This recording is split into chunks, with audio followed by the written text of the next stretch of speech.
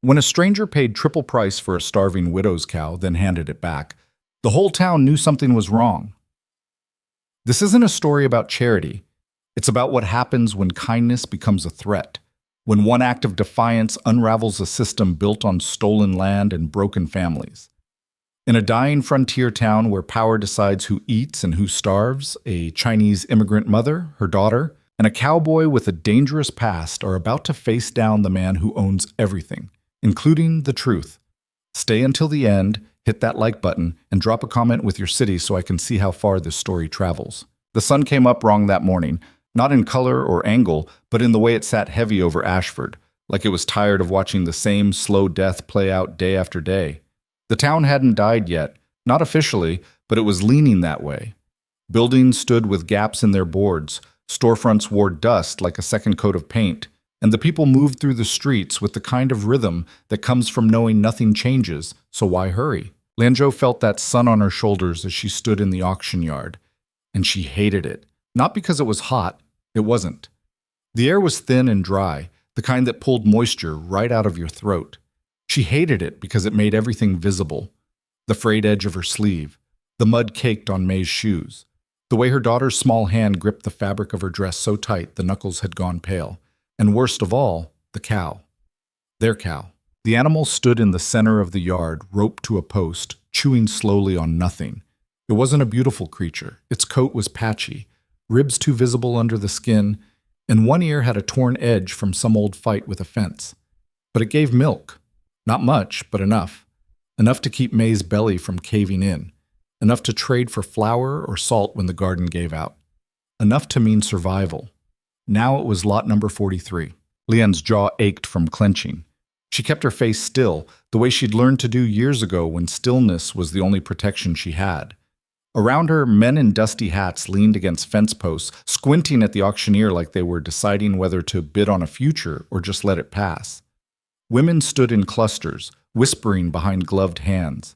A few children ran between the crowd, kicking up dirt, laughing at something that didn't matter. May didn't laugh. She pressed closer to Lian's side, her face turned up, eyes wide and wet. "Mama," she whispered, "they're going to take her." Lian's throat tightened. She wanted to say no, wanted to say they'd find another way, but she'd run out of ways 3 months ago when the drought killed the last of the crops. She'd sold the chickens, the plow, 2 quilts her mother had sewn. Everything that could be turned into coins had already been turned, spent, and forgotten. The cow was the last thing, and she couldn't even keep it. "Quiet, May," Lian said, her voice low and steady, though her chest was anything but. The auctioneer stepped up onto a wooden platform, a thin man with a voice that carried too well for someone his size. He wore a bowler hat that looked expensive, which meant someone was paying him to be here, that someone was probably watching from somewhere in the crowd, making sure the right people walked away with the right things. "Lot 43, the auctioneer called, slapping a hand against his ledger. "Healthy cow, good for milk or breeding. We'll start the bidding at $8. $8. Lian had 4. She'd tried to borrow, tried to beg, tried to convince the man at the land office that she'd pay him back once the rains came, once things turned around, once the world stopped taking and started giving for even a single season. He'd smiled at her the way men smile at problems they don't plan to solve. $8, someone called from the left. A man in a brown coat, face like a hatchet, eyes on the cow like it was already his. $8.50, came another voice. Lian's hands curled into fists at her sides. She wanted to scream, wanted to grab May and run, wanted to set the whole auction yard on fire and walk away while it burned. But she didn't. She stood there, silent, because silence was all she had left. $9. The bids crawled forward, slow, casual, like it didn't matter that this animal was the difference between her daughter eating or not. May's grip tightened. "Mama?" "Shh." Lian's eyes stung, but she didn't blink. She wouldn't let them see her break. Not here. Not in front of these people who looked at her like she was a mistake that had wandered into their town and refused to leave. She'd come to Ashford 6 years ago with her husband, Wei. They'd bought a small piece of land on the edge of town, nothing fancy, just enough to grow vegetables and keep a few animals. Wei had big plans. He always did. He talked about expansion, about buying more land, about building something their daughter could inherit. Then the fever took him. It happened fast. 1 week he was fine. The next, he couldn't stand. The doctor came, said some words Lian didn't understand, took her money, and left. Wei died 3 days later. The town didn't mourn him. They didn't say it out loud, but she felt it in the way they looked at her after the funeral. A Chinese woman, alone, with a child and a plot of land she didn't know how to work by herself. She was a problem, an anomaly, something that didn't fit into the neat lines they'd drawn around who belonged and who didn't. She learned to farm anyway, learned to fix fences, learned to birth calves and pull carrots and haggle at the market with men who spoke to her like she was slow. She survived. Not comfortably, not easily, but she survived. Until the drought. $10, the auctioneer announced, pointing toward a man near the back. Lian's stomach dropped. $10. She didn't have $10. Didn't have anything close. Going once for $10? May made a small sound, something between a whimper and a breath. Lian's vision blurred at the edges. She thought about stepping forward, thought about shouting that this wasn't fair, that the cow was hers, that she'd paid for it with sweat and sleepless nights and every ounce of strength she had left. But fairness didn't live here. Fairness had packed up and left Ashford a long time ago. Going twice? 15. The word cut through the yard like a blade. Every head turned. Lian turned too, her heart hammering against her ribs. The voice had come from the far side of the yard, near the fence where the horses were tied. A man stood there, tall and lean, one hand resting on the top rail. He wore a wide-brimmed hat pulled low, a faded canvas coat, and boots that had seen more miles than most people walked in a lifetime. He didn't look rich. He didn't look like someone who threw $15 around for a cow that wasn't worth half that. But he'd said it. The auctioneer blinked, clearly caught off guard. $15? You heard me, the man said. His voice was calm, almost quiet, but it carried. Murmurs rippled through the crowd. People shifted, craned their necks, tried to get a better look at the stranger who'd just broken the unspoken rules of a small-town auction. Lian stared at him, her pulse loud in her ears. Who was he? $15, the auctioneer repeated, recovering his rhythm. Do I hear 16? Silence. The hatchet-faced man in the brown coat glanced toward the stranger, then back at the auctioneer. He shook his head and stepped back into the crowd. Going once for 15, the auctioneer called. Lian's breath caught. Going twice. May's hand loosened slightly in the fabric of her dress. Sold. Lot 43 to the gentleman in the back for $15. The hammer came down. The sound echoed across the yard, final and absolute.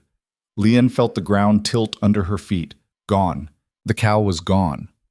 She'd known it was coming, had braced for it, but knowing didn't make it hurt less. It felt like watching a piece of herself get auctioned off, handed over to someone who didn't need it, didn't understand what it meant. May started to cry, quiet, shaking sobs that she tried to muffle against Lian's side. Lian wrapped an arm around her daughter and pulled her close, her own eyes burning. She didn't look at the crowd, didn't look at the auctioneer. She just stood there, holding May, trying to figure out what came next. Then footsteps, slow, deliberate. She looked up. The man was walking toward them. He moved through the crowd like water, people stepping aside without quite realizing they were doing it. Up close, Lian could see his face, weathered, stubbled, with lines around his eyes that came from squinting into too many sunsets. He wasn't young, but he wasn't old either. Somewhere in between, where age stops being a number and starts being a condition. He stopped a few feet away, tipped his hat slightly. Ma'am, he said.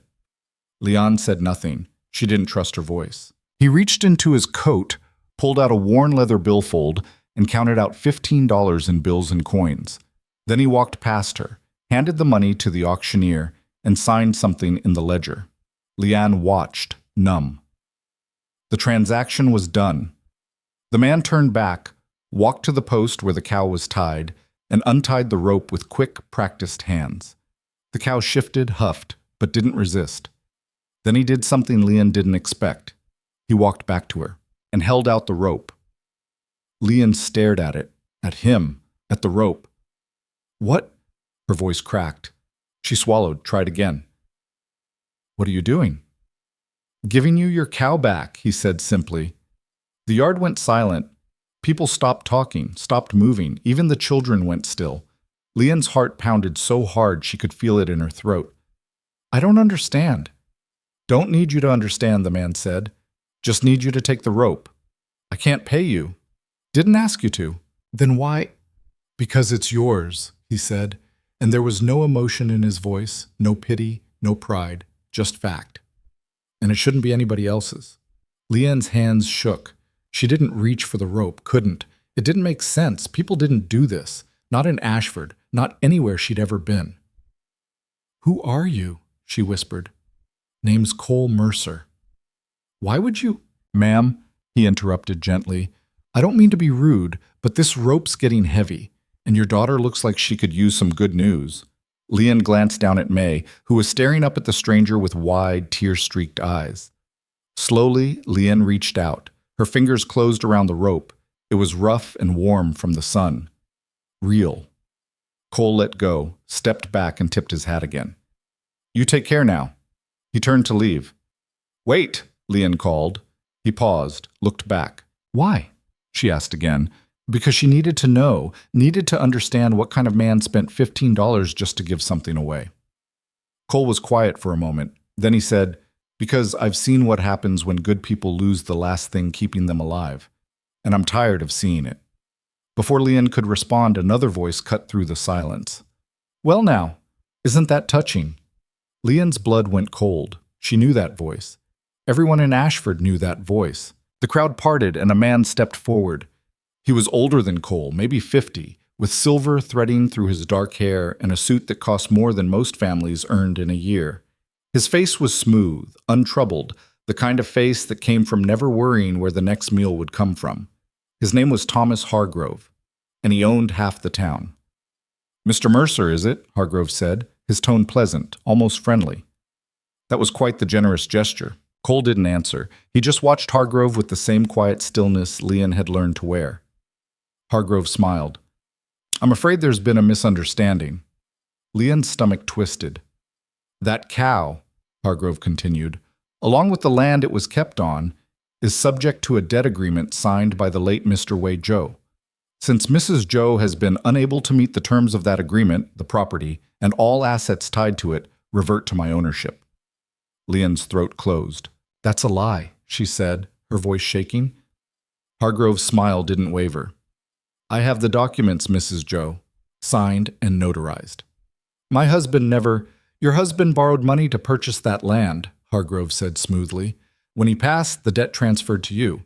You've missed 3 payments. The terms are quite clear. Leanne's hands trembled around the rope. She wanted to scream, wanted to call him a liar to his face. But she'd seen those documents before, had tried to read them, tried to understand the cramped legal language that twisted and turned until it didn't mean what it seemed to mean. Way had signed them. She didn't know why. Didn't know what Hargrove had promised him. But the signature was real. So you see, Hargrove said, turning to Cole, while I appreciate the sentiment, that cow isn't Mrs. Joe's to keep. Cole tilted his head slightly. You got proof of that debt? Of course. On you? Hargrove's smile thinned. Not at the moment, but I can have my clerk bring the paperwork this afternoon. Then we'll wait, Cole said. Hargrove's eyes narrowed. I beg your pardon? You're making a legal claim, Cole said evenly. I'd like to see the legal proof. The tension in the yard shifted. People were watching now, really watching, because this wasn't how things went. You didn't challenge Thomas Hargrove. You nodded, accepted what he said, and moved on. Challenging him was dangerous. Hargrove studied Cole for a long moment. Then he smiled again, but this time it didn't reach his eyes. Very well, he said. I'll have the documents brought over. In the meantime, Mrs. Joe, I suggest you enjoy your cow while you can. He turned and walked away, his boots clicking against the hard-packed dirt. The crowd began to disperse, murmuring, glancing back over their shoulders. Leanne stood frozen, the rope still in her hand, her heart racing. Cole stepped closer, his voice low. You got a place to keep that cow safe? Leanne nodded numbly. Then take her there, he said, and don't let anyone near her until this is sorted. I don't... Leon's voice broke. I don't understand what's happening. Neither do I, Cole admitted. But something about that man doesn't sit right. He owns half the town, Leon said quietly. He can do whatever he wants. Maybe, Cole said, but not today. He tipped his hat one last time and walked back toward the fence where his horse was tied. Leon watched him go, her mind spinning. May tugged on her dress. Mama, can we go home? Leanne looked down at her daughter, then at the cow, then at the dusty yard where her life had just been bought, sold, and given back in the span of 10 minutes. Yes, she whispered. Let's go home. She led the cow out of the yard, May walking beside her, and tried not to think about what would happen when Thomas Hargrove came back with his documents. Tried not to think about the fact that a stranger had just stepped between her and ruin for no reason she could understand. Tried not to think about the look in Hargrove's eyes when Cole had challenged him, but she couldn't stop, because something had shifted, and she didn't know if that shift would save her or destroy her. The walk back to the house took 20 minutes. The cow plodded along behind Leanne, unbothered by the drama it had just caused. May walked in silence, her small hand still clutching her mother's dress, her eyes on the ground.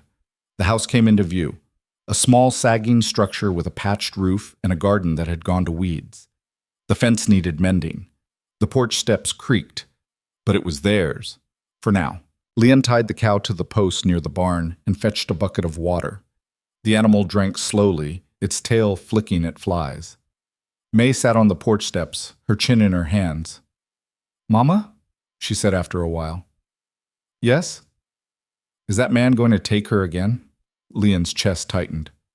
I don't know, sweet girl. I don't want him to. I know. He was nice, the cowboy. Why was he nice? Leanne didn't have an answer for that. She sat down beside May, wrapped an arm around her thin shoulders, and stared out at the dry, cracked land that stretched toward the horizon. The sun was still wrong, still heavy, still tired. But for the first time in months, Leanne wasn't sure the ending was already written. Maybe that was enough, for now. The afternoon heat pressed down on Ashford like a hand over a mouth, suffocating and still. Leanne stood at the window of her small kitchen, watching the road that led into town. May sat at the table behind her, scraping the last bits of porridge from a wooden bowl. Is he coming back? May asked. Leanne didn't answer right away. She'd been asking herself the same question for the past 3 hours. I don't know, she said finally. The nice man or the mean one? Either. Both. May set down her spoon with a soft clatter. I hope the nice one comes. Leanne turned from the window. Her daughter's face was smudged with dust, her hair tied back with a ribbon that had seen better days. She looked small. Too small. The kind of small that came from not enough food and too much worry. Go wash up, Leanne said gently. Then you can feed the chickens. May slid off the chair and padded toward the basin in the corner. Leanne watched her go, then turned back to the window.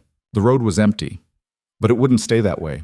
She could feel it in her chest, that tight, anxious knot that had become familiar over the past year. Something was coming. She just didn't know what. The cow grazed in the small pen near the barn, oblivious to the fact that it had nearly been the center of a legal battle. Leanne had checked on it twice already, half expecting to find it gone, repoed by some deputy with papers and a smug expression. But it was still there. Still hers. For now. She heard hoofbeats before she saw the rider. Her stomach clenched. A single horse, moving at an easy pace down the road. The rider wore a dark hat and a long coat, and for a moment Lyon's breath caught because she thought it might be Hargrove. But it wasn't. It was Cole Mercer. Relief washed over her, followed immediately by suspicion. Relief because he wasn't Hargrove. Suspicion because she still didn't understand why this man had done what he'd done. She stepped out onto the porch as Cole dismounted, tying his horse to the post near the fence. He moved with the kind of ease that came from a lifetime in the saddle, every motion deliberate and efficient. He glanced up at her, touched the brim of his hat. Ma'am. Mr. Mercer, Leanne said, keeping her voice neutral. Thought I'd stop by, check if you'd had any visitors. Not yet. Good. He walked closer, stopped at the base of the porch steps. Up close, in the afternoon light, she could see the details she'd missed at the auction, the scar along his jawline, the weariness in his eyes, the way his coat hung loose on his frame, like he'd lost weight recently and hadn't bothered to get it tailored. "Why are you here?" Leon asked. Cole looked at her for a long moment. "Because I don't trust Thomas Hargrove." "That makes two of us." "Then you know what kind of man he is." Leon crossed her arms. "I know he takes what he wants and doesn't care who it hurts." "That's the short version," Cole said. "The long version's worse." "And you're telling me this because whatever he's planning, it's not just about a cow." Leon's jaw tightened.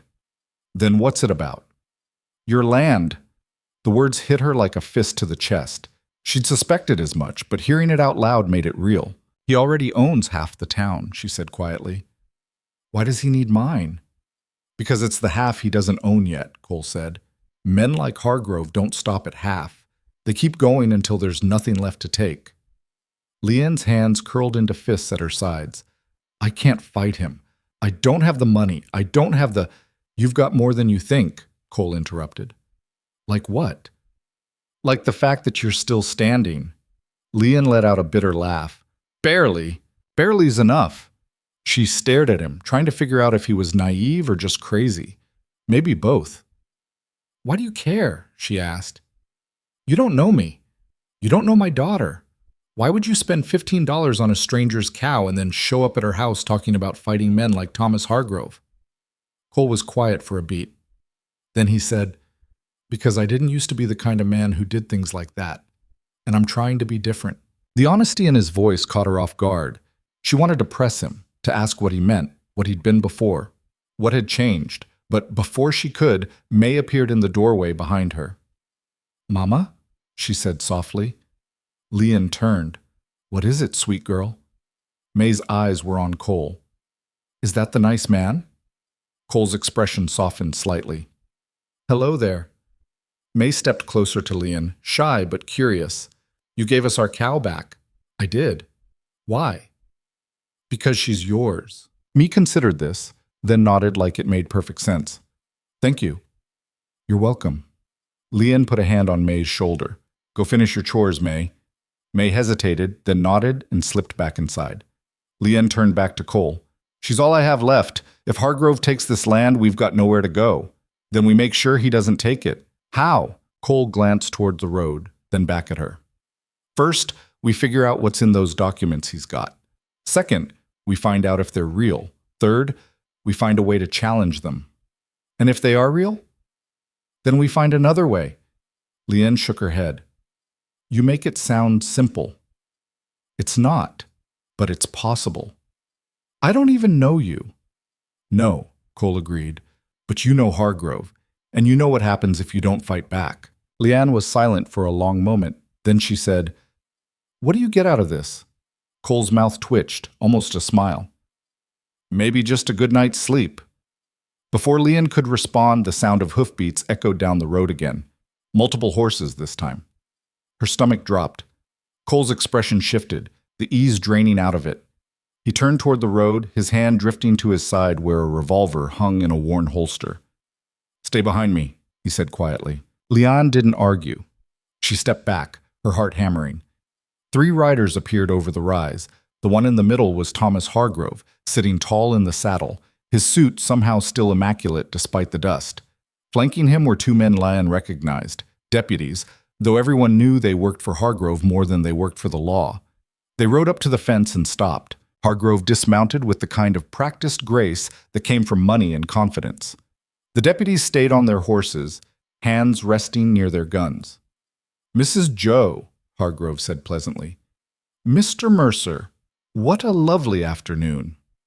"Mr. Hargrove," Leanne said, her voice cold. Hargrove smiled. "I told you I'd bring the documents." He reached into his coat and pulled out a folded stack of papers. "Everything's in order, signed, notarized, and filed with the county clerk." Leanne's chest tightened. Cole stepped forward. "Mind if I take a look?" Hargrove's smile didn't waver. "Of course not." He handed the papers to Cole, who unfolded them and began to read. His face remained impassive, but Leanne could see the tension in his shoulders. "This is a loan agreement," Cole said after a moment. "Correct." "Signed by Wei Zhou 6 years ago." "Correct." "And it states that if payments aren't made on time, the land reverts to you." "Precisely." Cole looked up. Where's the proof of payment history? Hargrove's smile thinned. I beg your pardon? If Mrs. Joe's been missing payments, there should be a record, receipts, ledger entries, something showing what she paid and when. Hargrove's eyes narrowed. That's in my office. Then go get it. I don't appreciate your tone, Mr. Mercer. And I don't appreciate unsubstantiated claims, Cole said evenly. You're asking this woman to give up her land based on a piece of paper. The least you can do is prove she owes what you say she owes. Hargrove's jaw tightened. For a moment, the pleasant mask slipped, and Leanne saw something cold and hard underneath. Mrs. Joe knows what she owes, Hargrove said. Do you? Cole asked, looking at Leanne. Leanne hesitated. My husband handled the finances. I didn't see most of the paperwork until after he died. Convenient, Hargrove murmured. Cole's eyes flashed. What's that supposed to mean? It means, Hargrove said, his voice still pleasant but with an edge now, that ignorance of a debt doesn't erase it. No, Cole agreed, but fraud does. The word hung in the air like a gunshot. The deputies shifted in their saddles. Hargrove's face went very still. Are you accusing me of fraud, Mr. Mercer? I'm saying I want to see proof before anyone gets evicted. Hargrove stared at him for a long moment. Then he turned to Leanne. Mrs. Joe, I've been more than patient with you. I've extended deadlines. I've offered you opportunities to settle this debt, but my patience has limits. I never asked for your patience, Leanne said, her voice shaking but firm. No, Hargrove agreed. You just took it, along with my money. That's not... You have until the end of the week, Hargrove interrupted. Either you pay what's owed, or you vacate the property. Those are your options. You can't... I can, and I will. He turned to leave, then paused. Oh, and Mr. Mercer, I'd advise you to stay out of matters that don't concern you. Cole didn't flinch. This concerns me just fine. Hargrove's smile returned, but it was cold now. We'll see. He mounted his horse, and the three men rode back down the road, leaving a cloud of dust in their wake. Leanne stood frozen on the porch, her hands trembling. Cole folded the papers and held them out to her. Keep these. Don't let them out of your sight. She took them, her fingers numb. What just happened? He's trying to scare you. It's working. Cole looked at her, his expression serious. Listen to me. Men like Hargrove rely on fear. They use it like a weapon because it's easier than actual force. But fear only works if you let it. I have a daughter, Leanne said, her voice breaking. I can't afford to be brave. You're already brave, Cole said. You've been surviving on your own for how long? 3 years? Almost 4. 4 years, raising a kid, working land by yourself, fighting off men who think you don't belong. That's not bravery? Leanne's throat tightened. That's just not dying. Sometimes that's the same thing. She looked at him, really looked at him, and saw something she hadn't expected. Not pity, not arrogance, just understanding. Why are you doing this? She asked again, quieter this time. Cole was silent for a moment. Then he said, I used to work for men like Hargrove. Did things I'm not proud of. Hurt people who didn't deserve it. And one day I woke up and realized I'd become the kind of man I hated. So this is, what? Redemption? Maybe. Or maybe I'm just tired of watching good people get crushed. Leanne didn't know what to say to that. May appeared in the doorway, again, her eyes wide. Mama, are we going to lose the house? Leanne's heart broke a little. She knelt down, pulled May into a hug. No, sweet girl. We're going to fight. How? Leanne looked up at Cole. I don't know yet, but we'll figure it out. Cole nodded. First thing tomorrow, I'll go to the county clerk's office, see what's on file. If Hargrove's lying about any of this, we'll find it. And if he's not, then we find another way to stop him. Leanne stood, still holding May's hand. You keep saying that, but what if there isn't another way? Cole met her eyes. There's always another way. We just have to find it before he does. The sun was starting to dip toward the horizon, painting the sky in shades of orange and red. The land stretched out around them, dry and cracked, but still theirs. For now. Leanne took a breath. All right, we fight. Cole tipped his hat. Good. I'll be back tomorrow. He mounted his horse and rode off, leaving Leon and May standing on the porch.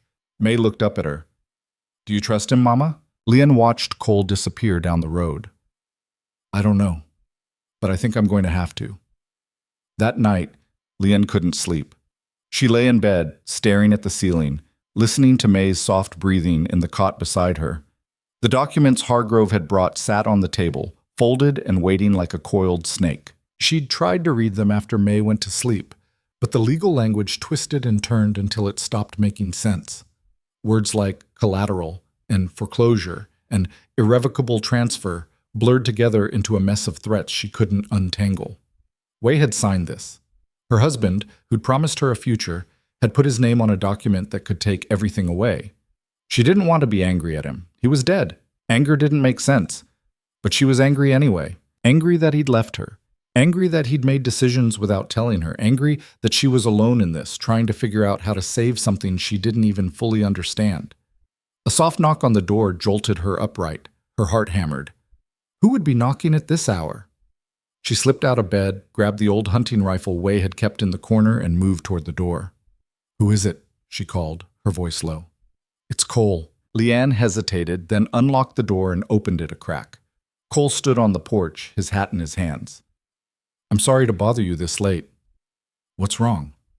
Nothing's wrong. I wanted to make sure you were all right. Leanne blinked. It's the middle of the night.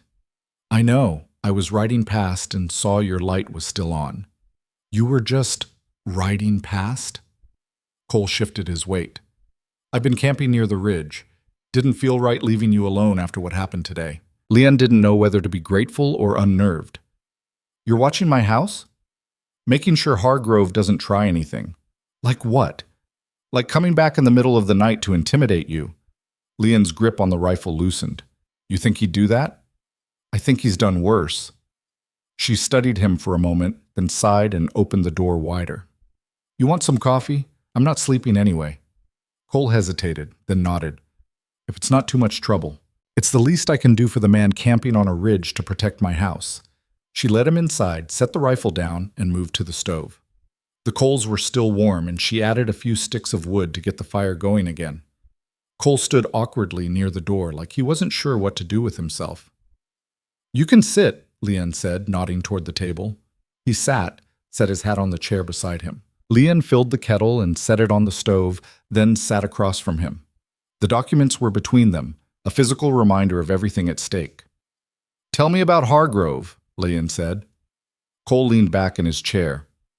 What do you want to know? Everything. You said you used to work for men like him. Did you work for him? No, but I know his type. Which is? The kind who sees people as assets. Things to be bought, sold, or discarded depending on their usefulness. Leanne's jaw tightened. That sounds about right. He's been buying up land around here for the past 5 years, Cole continued. Small parcels, mostly. Farms that fell on hard times. Families that couldn't pay their debts. He swoops in, offers a fraction of what the land's worth, and takes it. Why? Railroad.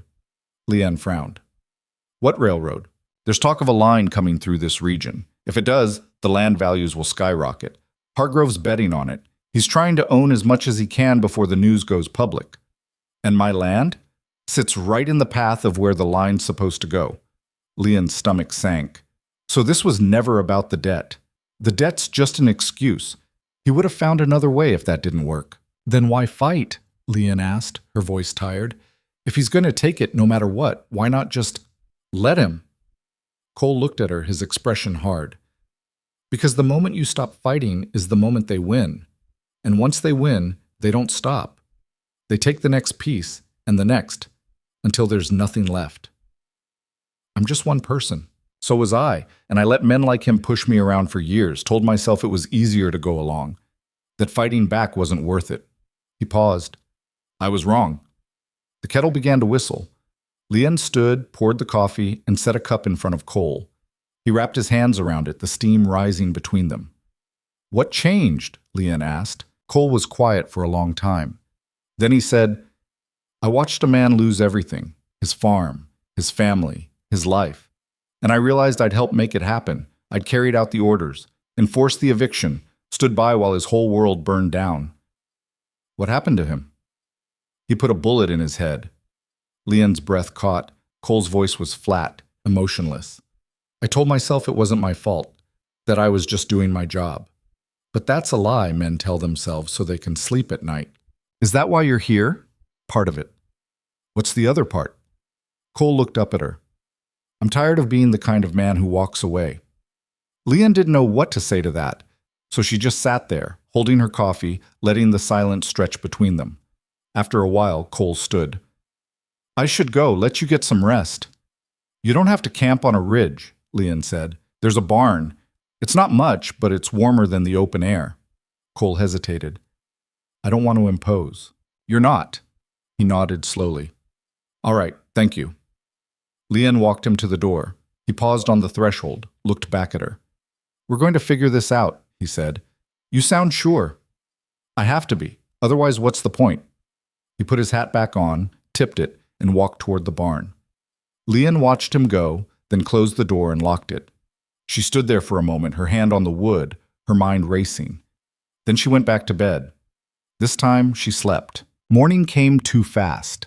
Leon woke to the sound of May stirring in the cot beside her, the pale light filtering through the worn curtains. Her body ached from restless sleep, and her mind felt heavy with the weight of everything that had happened in the past 24 hours. She sat up, rubbed her eyes, and looked toward the window. Through the glass, she could see Cole already up, checking the fence line near the barn. He moved with purpose, his coat catching the early wind. The man didn't sleep much, apparently. Leanne slipped out of bed, dressed quickly, and went to start breakfast. May followed a few minutes later, still rubbing sleep from her eyes. Is he still here? May asked. Yes. Good. Leanne glanced at her daughter. You like him? May shrugged. He's nice, and he makes you less scared. Leanne's chest tightened. She hadn't realized May could see through her that clearly. I'm not scared, Leanne said, though it was only half true. You are, May said matter-of-factly, but less when he's here. Leanne didn't argue. She just went back to stirring the porridge. A knock came at the door. Cole stood on the porch, hat in hand again. Morning. Morning, Leanne said. You eat yet? Not yet. Then come in. It's not much, but it's hot. Cole hesitated, then stepped inside. He sat at the table while Leanne served 3 bowls of porridge. It was thin, watery, but it was food. They ate in silence for a while, the only sound the scrape of spoons against wood. Finally, Cole spoke. I'm heading into town this morning, going to check the county clerk's office, like I said. Leanne nodded. What are you looking for? Discrepancies, dates that don't line up, signatures that look forged, anything that might give us leverage. And if you don't find anything, then we keep looking. Leanne set down her spoon. I want to come with you. Cole looked up. You sure that's a good idea? It's my land, my fight. I should be there. Hargrove might be in town. I don't care. Cole studied her for a moment, then nodded. All right, but we bring May. Why? Because leaving her here alone isn't safe. Not with Hargrove's men riding around. Leanne's jaw tightened, but she knew he was right. Fine. We leave in 10 minutes. They took the wagon into town, the old mare pulling them at a steady pace. May sat between Leanne and Cole, her small hands gripping the edge of the seat as the wheels bounced over the rutted road. Ashford looked the same as it always did, tired, dusty, half forgotten. But today it felt different, like the town itself was holding its breath, waiting to see what would happen next. Cole directed the wagon toward the county building, a squat structure made of sun-bleached wood and fading paint. They tied the horse to a post and went inside. The clerk's office smelled like old paper and stale coffee. A thin man with wire-rimmed glasses sat behind a desk, hunched over a ledger. He looked up as they entered, his expression shifting from bored to wary in the span of a second. Help you? He asked. We need to see the land records for the Joe property, Cole said. The clerk's eyes flicked to Lyon, then back to Cole. That's public record, but I'll need the parcel number. Leanne stepped forward. It's the property on the east side near the ridge. My husband bought it 6 years ago. The clerk nodded slowly, then stood and moved to a filing cabinet in the corner. He pulled out a thick folder, flipped through it, and extracted a single document. This it? He asked, holding it up. Leanne's heart sank. It was the same document Hargrove had shown them. Can I see it? Cole asked. The clerk handed it over. Cole unfolded it, his eyes scanning the text. This shows the original loan agreement, Cole said. Where's the payment record? The clerk frowned. Should be attached. It's not. Then it might be in a separate file. Can you check? The clerk hesitated, glanced toward the door like he was expecting someone to walk in and stop him. Then he sighed and went back to the cabinet. He searched for a few minutes, pulling out folders and setting them aside. Finally, he shook his head. Nothing here, he said. That doesn't make sense, Cole said. Every loan has a payment record. Maybe it's with Mr. Hargrove. Or maybe it never existed, Cole said quietly. The clerk's face went pale. I can't help you with that. Can't or won't? Look, mister, I just file the papers. I don't ask questions. Maybe you should start. The clerk's hands trembled slightly. You need to leave. Not until I get answers. I said leave. Cole leaned forward, his voice low but firm. Someone's trying to steal this woman's land, and you're sitting here pretending you don't see it. I don't know anything about that. Then you're blind or you're lying. Which is it? The clerk's jaw tightened. Get out, now! Before Cole could respond, the door swung open. Thomas Hargrove stepped inside, flanked by the same two deputies from yesterday. He looked at Cole, then at Lyon, then at the clerk. Problem here, Mr. Dawson? Hargrove asked, his tone pleasant but his eyes hard. The clerk, Dawson, exhaled in relief. These folks were just leaving. Were they? Hargrove's gaze settled on Cole. Funny, it looks like they're harassing a county employee. We're asking questions, Cole said. Last I checked, that's not a crime. Depends on the questions. We want to see the payment records for Mrs. Joe's loan. Hargrove smiled. Those are in my possession, private business records. Then bring them here. I don't take orders from you, Mr. Mercer. This isn't an order, it's a request. Denied. Cole's hand twitched toward his side, but he stopped himself. Lyon could see the tension in his shoulders, the way his jaw clenched. You're hiding something, Cole said. Hargrove's smile didn't waver. I'm protecting my interests. There's a difference. Not when your interests involve stealing land. Careful, Mr. Mercer. Slander is a serious accusation. So is fraud. Hargrove's expression darkened. You're testing my patience. Good. I don't have much respect for it anyway. One of the deputies stepped forward, his hand on his gun. Mr. Hargrove, you want us to handle this? Hargrove raised a hand. No need. Mr. Mercer and Mrs. Joe were just leaving. We're not done here, Cole said. Yes, Hargrove said, his voice cold now. You are. Lyon felt her pulse hammering in her throat. The room felt smaller, the air thicker. May pressed against her side, and Lyon put a protective hand on her daughter's shoulder. Come on, Lyon said quietly to Cole. Let's go. Cole didn't move for a moment. Then slowly he stepped back. This isn't over, he said. No, Hargrove agreed. It's not. But it will be. Soon. They left the office, stepping out into the bright morning sun. Lyon's hands were shaking, and she clenched them into fists to steady herself. Cole walked to the wagon in silence, his face unreadable. What now? Lyon asked. Now we find another way in.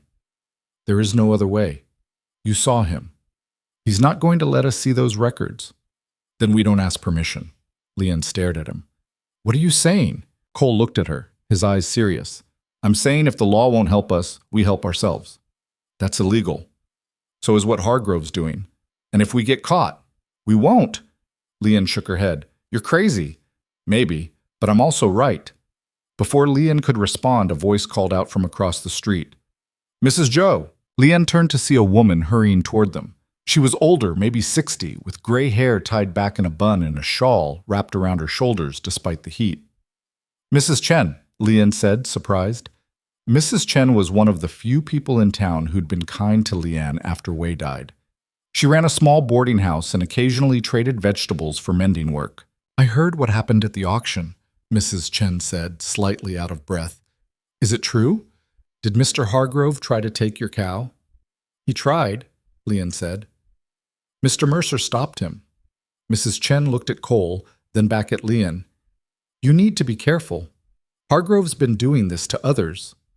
Others? Cole asked. Mrs. Chen nodded. The Johnsons lost their farm last year, the Cartwrights the year before. Every time it's the same story, a debt that suddenly appears, documents no one's seen before, and then Hargrove takes everything. Did anyone fight back? Leanne asked. Mrs. Chen's face darkened. The Johnsons tried. They hired a lawyer from the next town over, but the lawyer disappeared before the case went to court. Disappeared? Cole's voice sharpened. Left town in the middle of the night. Took his files with him. No one's seen him since. Leanne felt a chill run down her spine. You think Hargrove? I don't think anything, Mrs. Chen said quickly. I just know what happened, and I know you should be careful. Why are you telling us this? Cole asked. Mrs. Chen looked at Leanne. Because someone has to, and because I'm tired of watching good people lose everything while that man gets richer. Thank you, Leanne said quietly. Mrs. Chen nodded, then glanced around nervously. I should go, but if you need anything, you know where to find me. She hurried off, disappearing around the corner. Leanne turned to Cole. Did you hear that? A lawyer disappeared. I heard. And you still think we should break into Hargrove's office? More than ever. You're insane. Probably. Leanne climbed into the wagon, pulling May up beside her. Cole took the reins and guided the mare back onto the road. They rode in silence for a while, the town fading behind them. Finally, May spoke up. What's going to happen, Mama? Leanne didn't have an answer. She looked at Cole, who kept his eyes on the road. We're going to fight, Leanne said. That's what's going to happen. Are we going to win? Leanne hesitated. Then she said, I don't know, sweet girl, but we're going to try. That night, after May had gone to sleep, Leanne sat at the table with Cole. A single candle burned between them, casting long shadows across the room. Tell me your plan, Leanne said. Cole leaned back in his chair. Hargrove keeps his records at his house, big place on the north side of town. I've been watching it the past few days. You've been watching his house? I told you, I don't trust him. Leanne shook her head. This is insane. You keep saying that, because it is. Cole was quiet for a moment. Then he said, You have another option. Leanne didn't answer. That's what I thought, Cole said. Look, I'm not saying it's a good plan. I'm saying it's the only plan we've got. And if we get caught, then we end up in jail, or worse. That's not comforting. It's not supposed to be. It's supposed to be honest. Leanne stared at the candle flame. When? Tomorrow night. There's a town meeting. Hargrove will be there. So will most of the people who work for him. Most? He'll have someone watching the house. But one person's easier to deal with than 5. Deal with how? I'll figure that out when we get there. Leanne rubbed her temples. This is a terrible idea. You're probably right. Then why are we doing it? Cole looked at her, his eyes steady. Because if we don't, you lose everything. And I'm not going to let that happen. Why do you care so much? I already told you. Tell me again, Cole sighed. Because I spent too many years not caring, and it turned me into someone I hated. I'm not going back to that. Leanne was silent for a long moment. Then she said, All right, tomorrow night. You sure? No, but I'm doing it anyway. Cole nodded. We'll need to move fast, get in, find the records, get out. What if they're not there? Then we search until we find them. And May? We leave her with someone you trust. Leanne thought for a moment. Mrs. Chen. She'll watch her. Good. They sat in silence, the weight of what they were planning settling over them like a heavy blanket. Finally, Leon stood. I should get some sleep. Tomorrow's going to be a long day. Cole stood as well. Leanne? She paused, looked at him. Thank you, he said. For what? For trusting me, even though I've given you no reason to.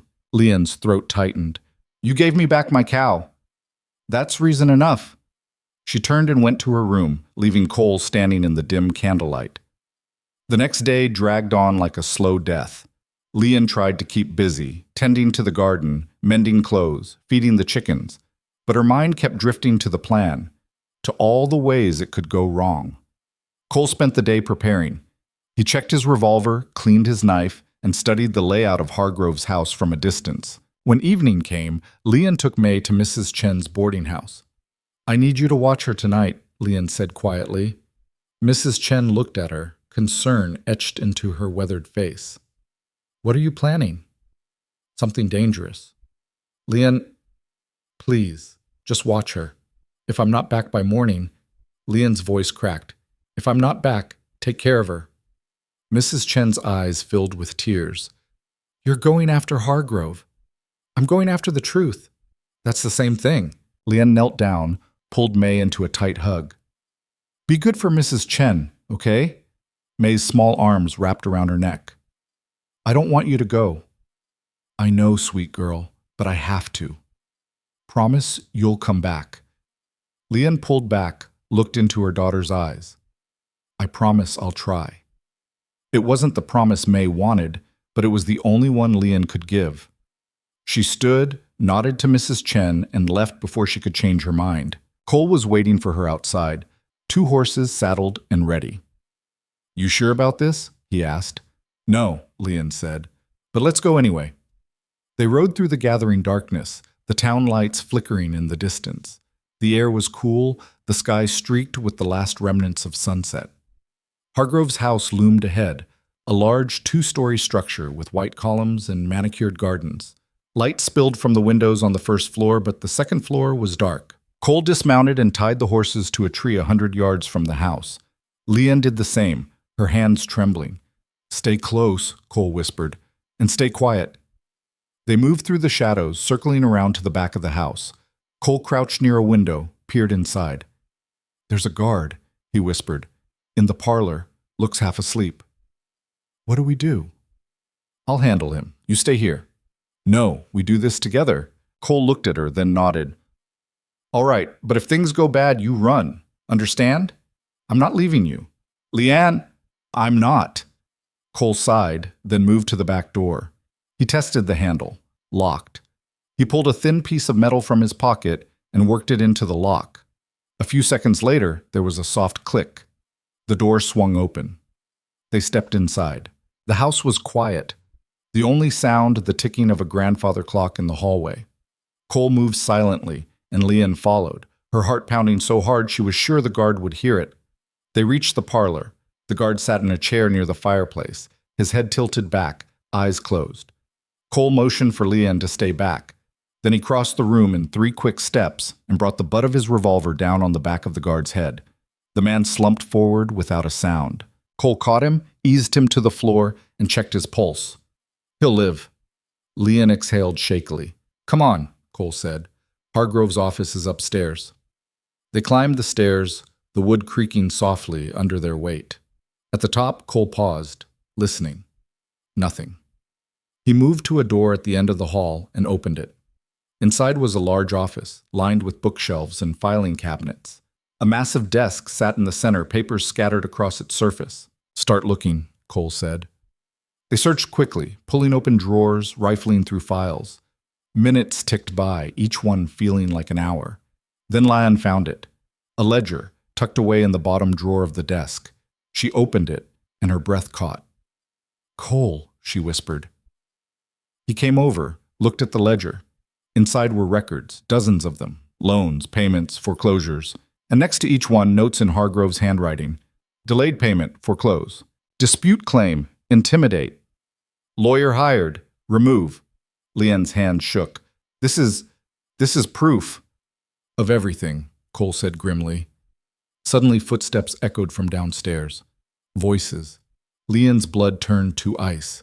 "They're back early," Cole hissed. "What do we do?" Cole grabbed the ledger, shoved it into his coat. "We run." They bolted for the door, but it was too late. Thomas Hargrove stood in the hallway, blocking their path. Behind him were 3 armed men, and in his hand he held a revolver, pointed directly at Leon's chest. "Well," Hargrove said, his voice calm and cold, "this is unfortunate." The silence in the hallway stretched like a wire pulled too tight, ready to snap. Leon's heart hammered against her ribs so hard she thought it might break through. The barrel of Hargrove's revolver didn't waver, steady as stone, pointed at the center of her chest. Cole stood beside her, his hand hovering near his own gun but not drawing it. Not yet. The three men behind Hargrove had their weapons out too, and the math was simple. 4 guns against 1. Maybe 2 if Cole was fast enough, but Leon would be dead before either of them cleared leather. I have to admit, Hargrove said, his voice carrying that same pleasant tone that made Leon's skin crawl, I didn't expect you to be this foolish. Breaking into my home? Stealing my property? Your property? Cole's voice was low, controlled. That ledger documents theft and fraud. It belongs in a courtroom. Hargrove's smile widened. Does it? I suppose that's one interpretation. Unfortunately, you won't be alive long enough to present it. Leon found her voice, though it came out shakier than she wanted. You're going to kill us? Here? In your own house? If necessary. Hargrove's eyes shifted to her, cold and empty. Though I'd prefer not to make a mess. Blood is so difficult to clean from hardwood floors. One of the men behind him chuckled. Cole took a small step forward. There are people who know we're here. You shoot us, and they'll come looking. Will they? Hargrove tilted his head. Let me guess. The old Chinese woman who runs the boarding house? I'm sure the sheriff will take her word very seriously. Leon's stomach dropped. He knew. Of course he knew. Men like Hargrove always knew. Or perhaps, Hargrove continued, you told someone else? One of the shopkeepers who barely acknowledges Mrs. Joe when she walks past? The farmers who've watched me buy up their neighbor's land and said nothing? He shook his head. No one in this town will lift a finger for either of you. They're too afraid, too smart. You can't kill everyone who stands up to you, Cole said. I don't have to. I just have to kill enough that the rest learn to stay down. Hargrove gestured with the gun. Now, hand over the ledger, slowly. Cole didn't move. Mr. Mercer, Hargrove said, his patience thinning. I won't ask again. Then don't. Cole's hand shifted slightly. You want the ledger, you're going to have to take it. The tension spiked. Leon saw the men behind Hargrove tense, fingers moving to triggers. Cole, she whispered urgently. Don't! Listen to the woman, Hargrove said. She's smarter than you. Maybe, Cole said. But I'm done backing down to men like you. For a heartbeat, nobody moved. Then everything happened at once. Cole's hand dropped to his gun, but before he could draw, one of Hargrove's men lunged forward and slammed the butt of his rifle into Cole's shoulder. Cole stumbled, his draw interrupted, and the man followed up with a hard punch to his jaw. Leon screamed. Cole went down hard, blood already trickling from his split lip. 2 of the men were on him instantly, wrenching his arms behind his back while the third kept his rifle trained on Leon. Stop! Leon shouted, her voice breaking. Stop it! Hargrove lowered his gun slightly, watching with detached interest as his men subdued Cole. You should have just handed it over, Mr. Mercer. This could have been civilized. Cole spat blood on the floor. Go to hell. One of the men kicked him in the ribs. Cole grunted, but didn't cry out. Enough, Hargrove said. He turned to Leon. The ledger. Now. Leon's hands trembled. She could see Cole on the floor, blood on his face, his eyes meeting hers with something that looked like regret. I'm sorry, Cole muttered. Touching, Hargrove said. Mrs. Joe, I'm losing patience. Leon's mind raced. If she gave him the ledger, they were dead anyway. If she didn't, Cole would keep getting hurt. There was no good choice, just bad and worse. Her hand moved toward Cole's coat where the ledger was tucked, but before she could reach it, a new voice cut through the tension. I wouldn't do that if I were you. Everyone turned. At the top of the stairs stood a man Leon had never seen before. He was older, maybe 70, with white hair and a weathered face. He wore a simple suit and carried a leather satchel in one hand, and in the other hand he held a document. Hargrove's expression shifted from confident to confused to something that looked like fear. Judge Morrison, what are you doing here? Stopping you from making the biggest mistake of your life, Thomas. The judge descended the stairs slowly, his eyes never leaving Hargrove. The men holding Cole looked to their boss, uncertain. This is my home, Hargrove said, recovering some of his composure. You have no authority here. On the contrary, Judge Morrison said, reaching the bottom of the stairs. When a crime is being committed in plain sight, I have every authority. He held up the document. especially when I have a warrant for your arrest. Hargrove's face went pale. That's impossible. Is it? The judge's voice was calm, matter of fact. A lawyer named James Whitfield filed a complaint against you 3 months ago. Fraud, extortion, intimidation. He disappeared before the case could proceed, which I found suspicious, so I started investigating on my own. You have no proof of anything, Hargrove said, but his voice had lost its edge. I didn't. Until 2 hours ago, when a very nervous county clerk named Dawson walked into my chambers and confessed everything. How you forced him to backdate documents, how you created fake loans, how you threatened him and his family if he didn't cooperate. The judge's eyes were hard. He's singing like a bird, Thomas, and he's not the only one. Hargrove's hand tightened on his gun. You're lying. Am I? Then explain this. Judge Morrison pulled another paper from his satchel. A sworn affidavit from Mrs. Johnson detailing how you forged her husband's signature on a loan agreement. And this one from Mr. Cartwright, explaining how you burned his barn when he refused to sell. He held up a third document. And this one from the sheriff himself, admitting you've been paying him to look the other way. The room went silent. Leon's heart was pounding. She didn't understand how this was happening, but she wasn't about to question it. Hargrove's face had gone from pale to red. Those are lies. All of them. Then you'll have your day in court to prove it, the judge said. But right now, you're under arrest. Like hell I am. Hargrove raised his gun, pointing it at the judge. The men holding Cole released him and drew their own weapons, but they looked uncertain, torn between following orders and facing down a federal judge. Thomas, Judge Morrison said quietly, you point that gun at me, and every lawman in 3 counties will hunt you down. You'll hang. Is that really how you want this to end? Hargrove's hand shook. Leon could see the calculations running behind his eyes, the desperate math of a cornered animal. Then, slowly, he lowered the gun. Smart choice, the judge said. But Hargrove wasn't done. His eyes flicked to Cole, then to Leon, then back to the judge. Fine. Arrest me. But you'll never make it stick. I own half the judges in this territory. You owned half the judges, Morrison corrected. Past tense. The federal prosecutor has taken a personal interest in your case, and unlike local judges, he can't be bought. Hargrove's jaw clenched. This isn't over. Oh, I think it is. Judge Morrison nodded to someone behind him, and 2 federal marshals stepped into view. They'd been waiting on the stairs the whole time. They moved forward, and Hargrove's men backed away, hands raised. One of the marshals took Hargrove's gun. The other produced a pair of iron cuffs. Thomas Hargrove, the marshal said, his voice flat and official. You're under arrest for fraud, extortion, and conspiracy to commit murder. Murder? Hargrove's voice cracked. I never killed anyone. Not directly, but James Whitfield's body was found in a ravine last week, and a witness places you at the scene. Hargrove's face went ashen. The marshals cuffed him and led him toward the stairs.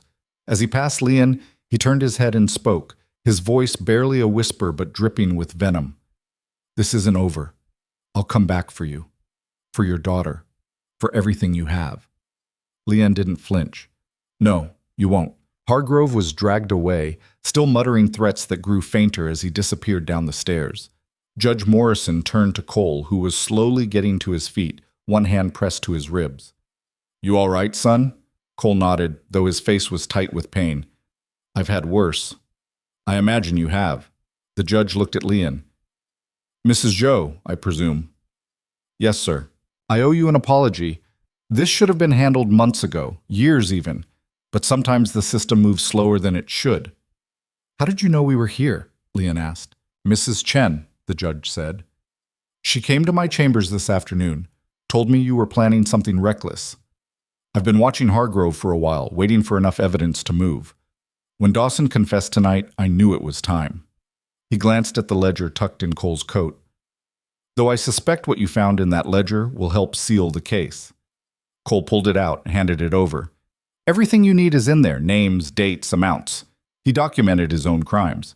Judge Morrison flipped through it, his expression darkening with each page. Arrogant fool. He thought he was untouchable. He almost was, Leon said quietly. Almost, the judge agreed, but not quite. He closed the ledger and tucked it under his arm. I'll need both of you to give statements. Tomorrow morning at the courthouse. We'll be there, Cole said.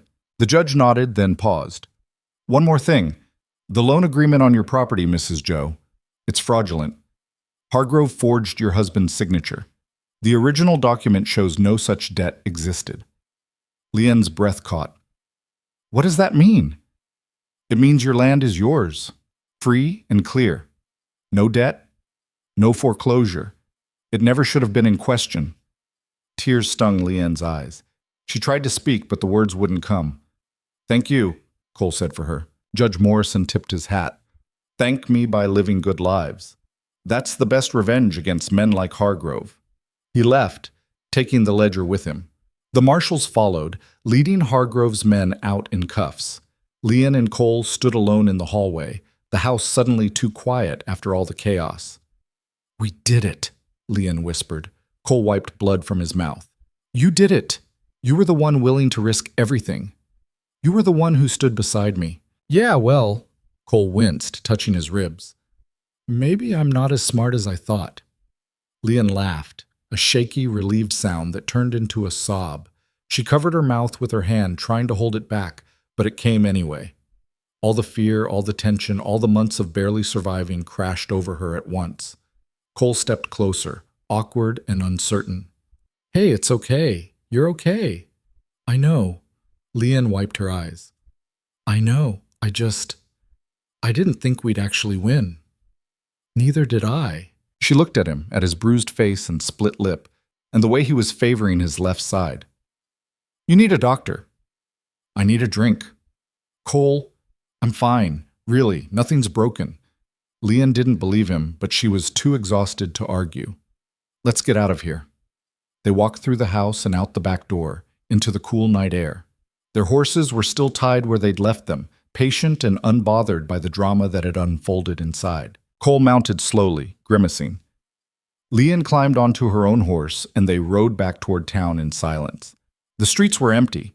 Most people already asleep or inside at the town meeting that Hargrove was supposed to be attending. Leanne wondered what they'd think when they found out he'd been arrested. Some would celebrate. Some would panic, wondering what would happen to the businesses he controlled. Some would just shrug and move on, the way people did when power changed hands. They stopped at Mrs. Chen's boarding house. Leanne dismounted and knocked softly on the door. Mrs. Chen answered, her face lined with worry. When she saw Leanne, relief flooded her features. You're alive. We're alive. And Hargrove? Arrested. It's over.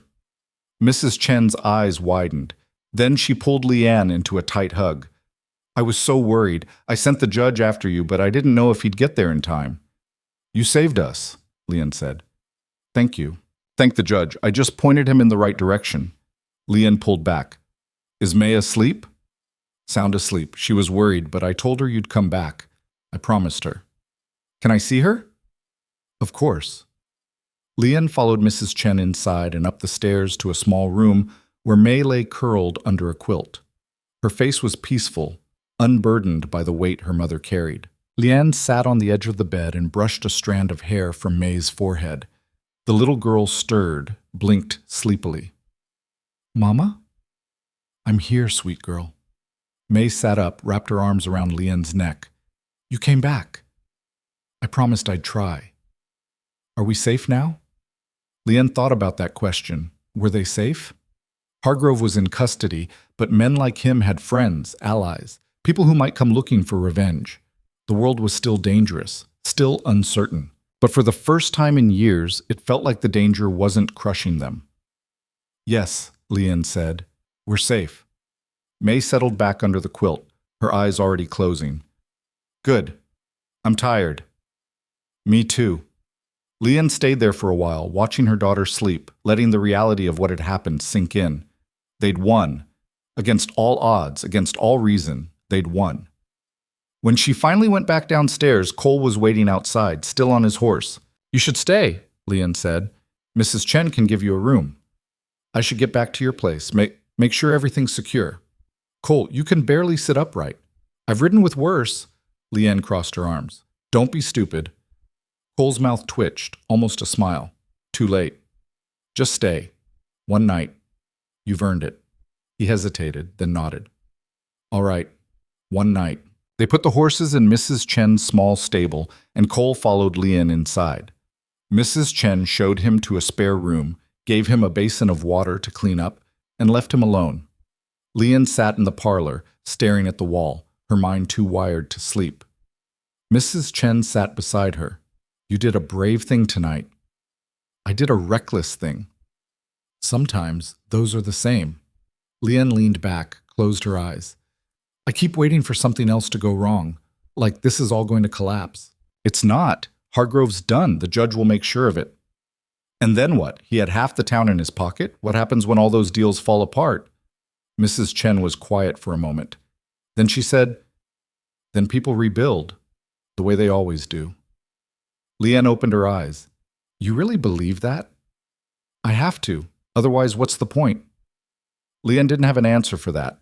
She just sat there, letting the silence settle around her like a blanket. Eventually, Mrs. Chen stood. Get some rest. Tomorrow's going to be another long day. Yeah, Lian said. I know.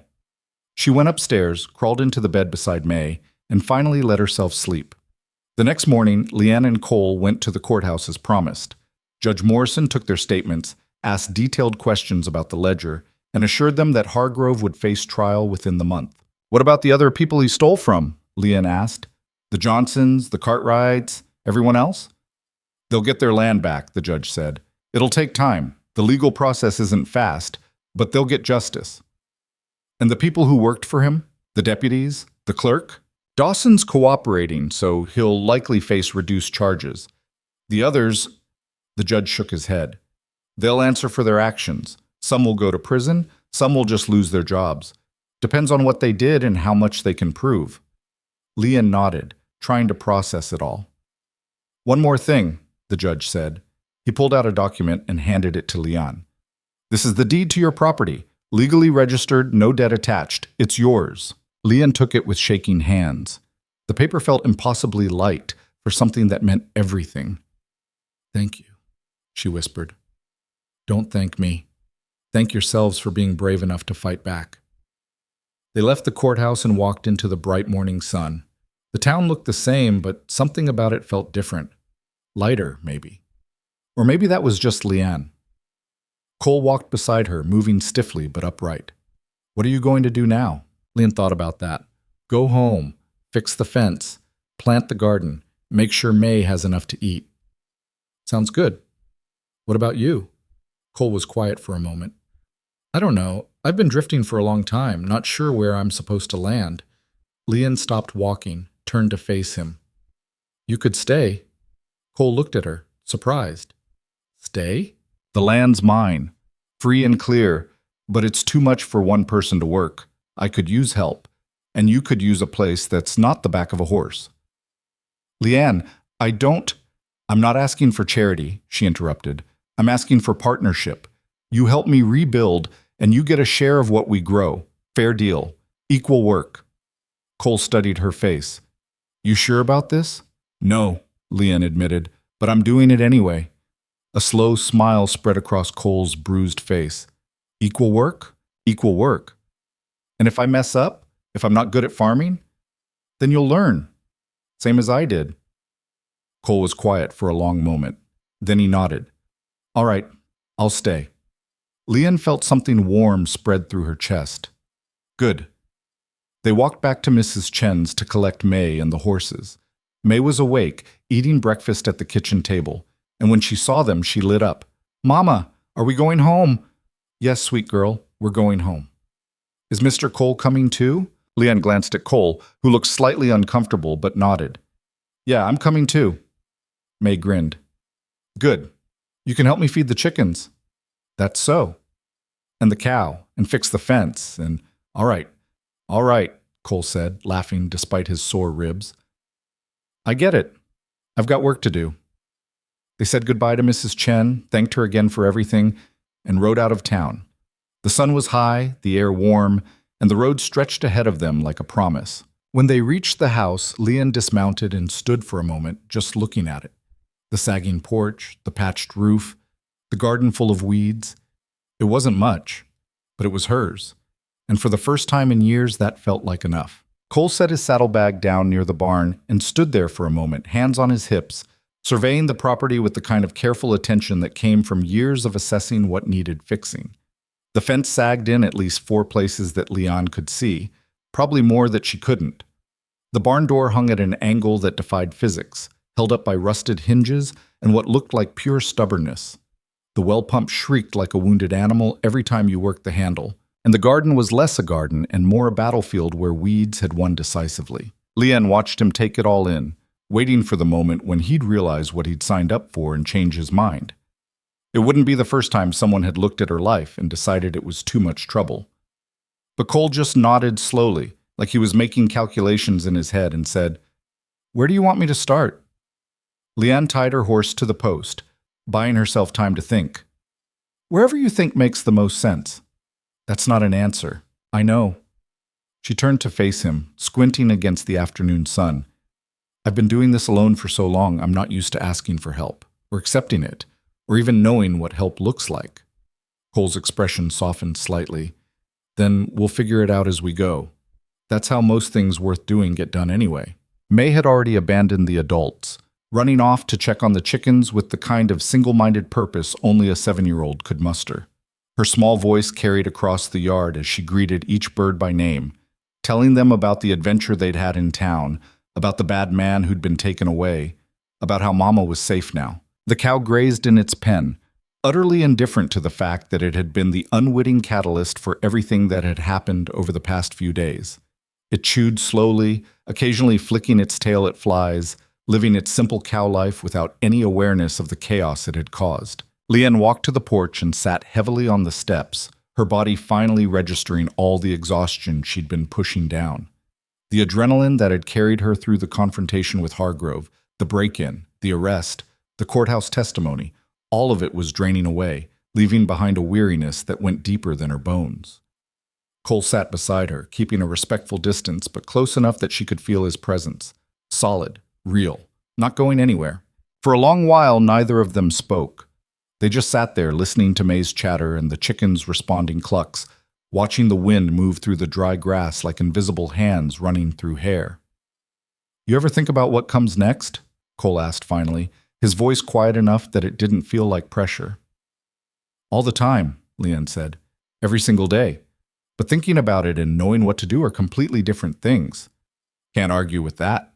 Leanne picked at a splinter on the wooden step, working it loose with her fingernail. "For so long, years, all I could think about was surviving, making it through another day, another week, getting May fed, keeping the roof from caving in. I never let myself think past that because it felt like hoping for too much, like I'd jinx it somehow. And now? Now I don't know what to hope for. It's like I've been running for so long that I forgot what it feels like to just stand still." Cole leaned back on his hands, tilting his face toward the sky. "Maybe that's not a bad thing. Maybe you get to figure out what you actually want instead of just trying not to die." Leanne looked at him sideways. "That's simple, huh?" "Didn't say it was simple, said it was possible." "What do you want?" The question came out before she could stop it. "I mean, you could go anywhere, do anything. Why stay here?" Cole was quiet for a long moment, and Leanne thought maybe she'd pushed too far, asked something too personal. But then he said, "I want to stop running. I want to wake up in the same place 2 days in a row and not feel like I need to keep one eye on the door. I want to do something that matters, even if it's just keeping a fence from falling down or making sure a garden grows." "That's it? That's enough. That's more than I've had in a long time." Leanne thought about that, about how strange it was that the things they wanted were so fundamentally simple: safety, stability, purpose, yet had felt impossible for so long. How the basic human need for a place to belong had become a luxury neither of them could afford until now. May came running back, her face flushed with excitement and exertion. "Mama, Mama, 3 of the chickens laid eggs today. That's 1 more than yesterday." Leanne couldn't help but smile despite her exhaustion. "That's wonderful, sweet girl. Why don't you go put them in the basket inside?" Carefully. May nodded seriously, understanding the responsibility of egg transportation. She ran toward the house, her small hands cradling the eggs like precious jewels, her tongue sticking out slightly in concentration. "She's a good kid," Cole said, watching her go. "She is. She deserves so much better than what I've been able to give her. She's got a mother who fought off one of the most powerful men in the territory and won. I'd say that's pretty damn good. Leanne shook her head. I didn't do anything special. I just did what I had to do. That's exactly what makes it special. You didn't have a choice about whether to fight, but you had a choice about how, and you chose to stand up instead of lie down. That matters. Before Leanne could figure out how to respond to that, the sound of wagon wheels on the road made them both look up. Leanne felt her body tense automatically, old instincts kicking in. Company meant trouble. Company meant someone wanting something. Company meant another problem to solve. But Cole's hand landed gently on her shoulder. Easy. Look who it is. Lynn squinted against the sun and saw Mrs. Chen driving the wagon, her weathered face visible under a wide-brimmed hat. But she wasn't alone. In the back of the wagon sat several other people from town. The Johnsons, the Cartwrights, old Mr. Peterson from the grain store, the widow Martinez who ran the laundry. The wagon rolled to a stop near the house, and Mrs. Chen climbed down with surprising agility for someone her age, her movements practiced and efficient. We heard what happened, she said without preamble, no time for social niceties. Figured you could use some help getting this place back in proper order. Leanne stood slowly, bewildered and uncertain how to process this. I don't understand. Mr. Johnson stepped forward, a tall man with sun-weathered skin and hands that had seen decades of hard work. His eyes were kind but tired, the eyes of someone who'd seen too much hardship. You stood up to Hargrove when nobody else would, when nobody else could. That took guts, real guts. The judge came by this morning, Mrs. Cartwright added, her voice thick with emotion that she was clearly trying to control. Told us we're getting our land back, all of it, because of what you found in that ledger, because you didn't back down. We owe you, Johnson said simply. All of us do, and we pay our debts. Leanne felt her throat tighten, words getting stuck somewhere between her chest and her mouth. You don't owe me anything. I was just trying to save my own land. I wasn't trying to be some kind of hero. Sometimes the best heroes are the ones who aren't trying, old Peterson said, his voice raspy from years of pipe smoking. They're just people doing what needs doing. So we're here to return the favor, Johnson said. Got tools in the wagon. Fence posts, nails, wire, some seeds for your garden. Good ones, not the cheap stuff. A new pump handle that actually works, whatever you need. Leanne looked at all of them, these people she'd passed on the street for years. People she'd exchanged nods with but never really talked to. People who'd watched her struggle from a distance and never intervened because everyone was struggling and you had to protect your own first. And now they were here. I don't know what to say, she managed. Don't say anything, Mrs. Chen said firmly. Just put us to work. And don't think you're getting out of helping. We're not here to do it for you. We're here to do it with you. Something broke open in Leanne's chest then. Not in a painful way, but in the way a dam breaks when the pressure becomes too much to hold back. Relief and gratitude, and something that felt dangerously close to hope flooded through her. Thank you, she said, and her voice cracked on the words. Thank you. Save it for when we're done, Johnson said with a slight smile. You might hate us by then. They spent the rest of the day working, and it was the kind of work that was simultaneously exhausting and invigorating. The men tackled the fence, pulling out rotten posts and sinking new ones, stretching wire tight and straight. Cole worked alongside Johnson and Cartwright and Peterson, and Leanne noticed how naturally he fell into the rhythm of it, how the other men accepted him without question because he worked hard and didn't complain. The women helped Leanne clear the garden, pulling out the stubborn weeds that had taken over, turning the soil, planting new seeds in neat rows. Mrs. Chen worked with the efficiency of someone who'd been gardening for 50 years, her hands quick and sure. Mrs. Cartwright shared tips about keeping rabbits out. The widow Martinez sang softly in Spanish while she worked, old songs that Leanne didn't understand but felt in her bones. May ran between the groups like a small tornado, carrying water, fetching tools, asking 1,000 questions that the adults answered patiently. Her face was bright with something Leanne hadn't seen in far too long, pure, uncomplicated joy. The kind of joy that came from being around people who were happy to see you, who included you, who made you feel like you belonged. By the time the sun started its descent toward the horizon, the property looked transformed. Not perfect. The fence still had a slight lean in one section that they'd have to address later, and the garden was more soil than plants at this point. but it looked like a place where people lived, where people tried, where people cared. Mrs. Chen had brought food in the wagon, bread and cheese and dried apples, and a jar of preserves that she'd put up last summer.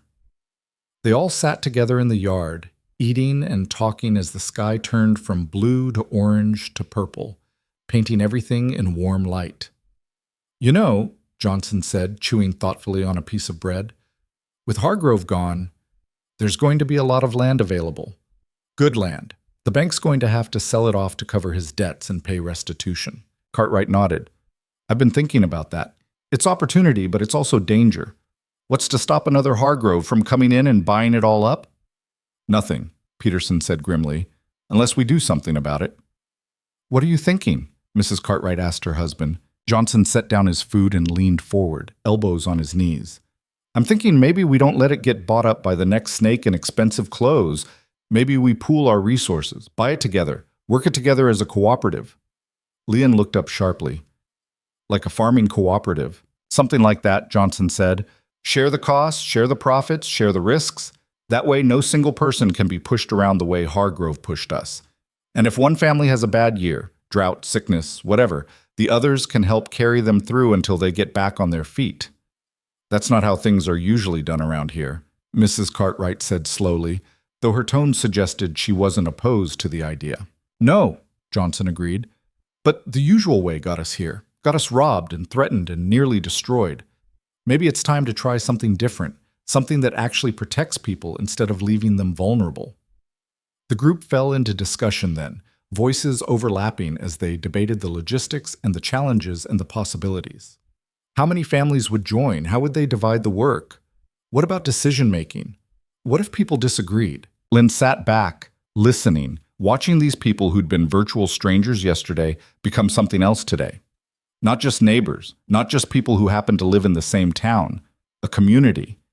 Not because they had to be, not because someone forced them, because they chose to be, because they'd learned the hard way that standing alone made them weak, but standing together made them something stronger. Cole leaned over and spoke quietly so only Leanne could hear. "You started something." "I didn't mean to." "Doesn't matter. You did it anyway. You showed them it was possible to fight back, possible to win. Now they're wondering what else is possible." "That feels like too much credit." "It's exactly the right amount." As the night deepened and stars began appearing overhead, people began preparing to leave. The Johnsons promised to return next week to help with the barn roof, which was looking questionable. The Cartwrights offered to teach May how to read and write properly if Leon wanted. Their daughter had been a school teacher before she got married and moved away. Mrs. Martinez said she had extra fabric if Leanne needed to make new clothes for the girl, who was growing fast. Mrs. Chen just hugged Leon tight and long, and when she pulled back, her eyes were wet. "I'm proud of you," she said simply. "Your mother would be proud too." Leon's throat closed completely. She could only nod.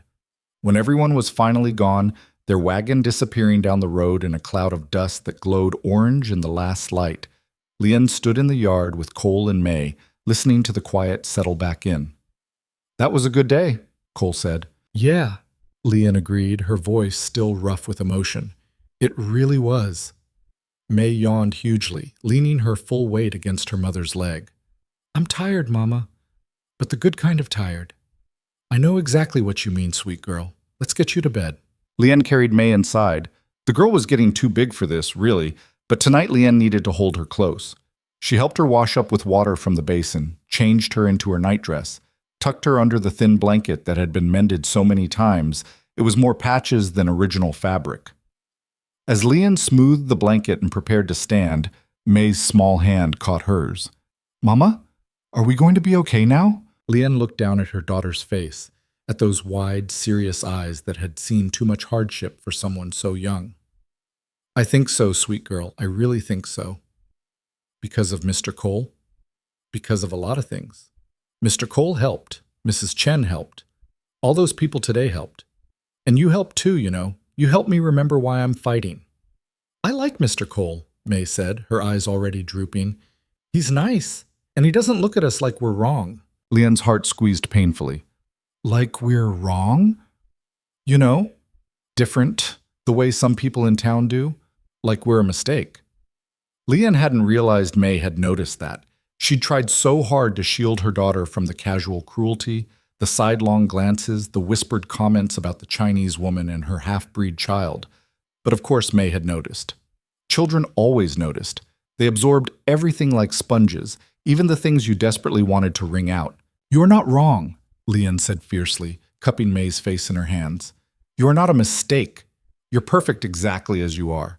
Anyone who can't see that is blind and stupid and not worth your time." "I know, Mama," May said simply, with the kind of confidence that broke Leanne's heart and healed it at the same time.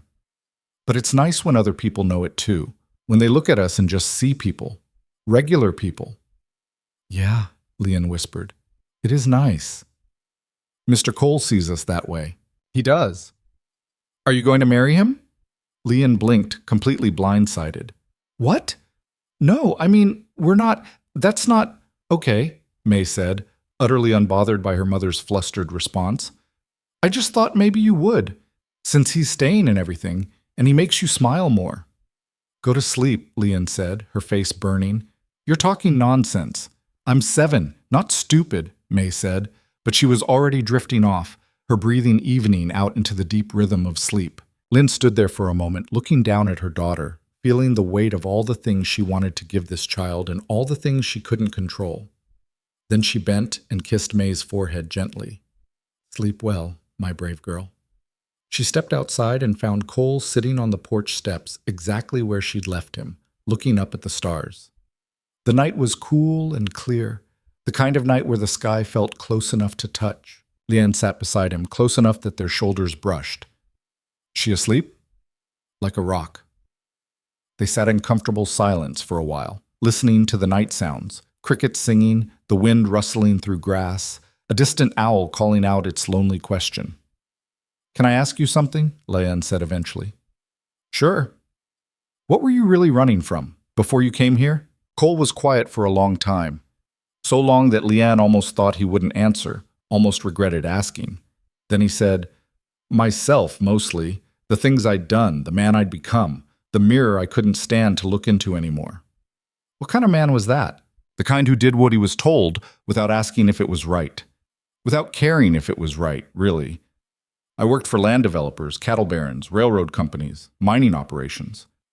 Anyone who paid well. My job was to convince people to sell their land, and if they didn't want to sell..." He trailed off, leaving the rest unsaid.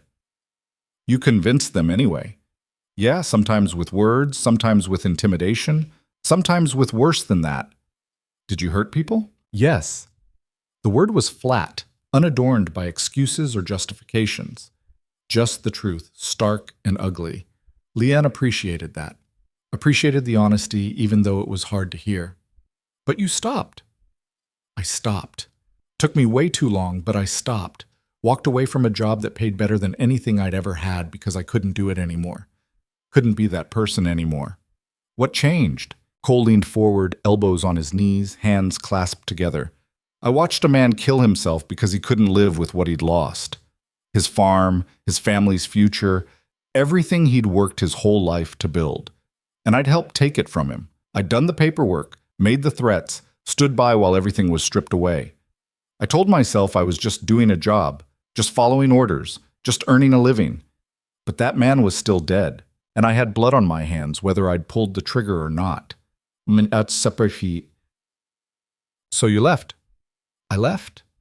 Wandered for a couple of years, tried to drink myself to death, tried to forget, tried to figure out who I was if I wasn't that person anymore. Tried to figure out if I could be someone different or if I was too broken to change." "And did you figure it out?" Cole looked at her, and in the dim light from the stars, his eyes were dark and serious. "I'm still working on it, every day. But helping you felt like a start. Felt like maybe I could be the kind of person who stands up instead of the kind who pushes people down. Maybe I could balance the scales a little bit. You can't undo the past by being good in the present."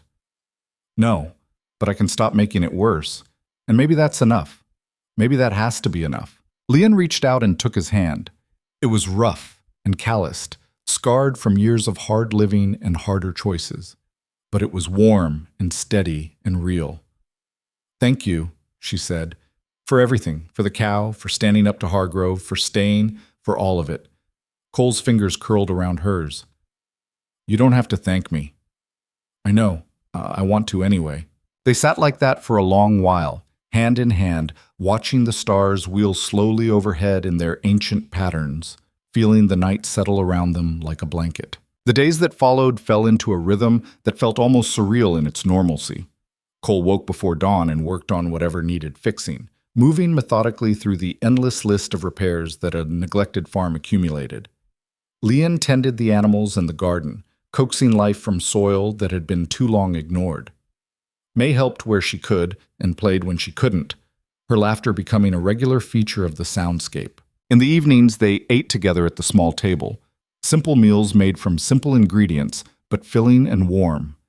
And sometimes, after May went to bed, Leanne and Cole would sit on the porch and talk about nothing and everything, their conversations ranging from the practical to the philosophical, from how to keep foxes out of the chicken coop to what it meant to build a life worth living. It wasn't perfect. The work was brutally hard and the progress frustratingly slow. There were days when the pump broke again, or the chickens got into the newly planted garden, or the cow decided it absolutely would not be milked today. Thank you very much. There were moments when Leon felt the old fear creeping back, whispering that this couldn't last, that something would come and take it all away, that happiness was always temporary for people like her. But those moments came less often now, and when they did, they didn't last as long. Word spread about Hargrove's arrests like wildfire through dry grass. The trial was set for the following month, and the entire town was buzzing with speculation and gossip. What would happen to his properties?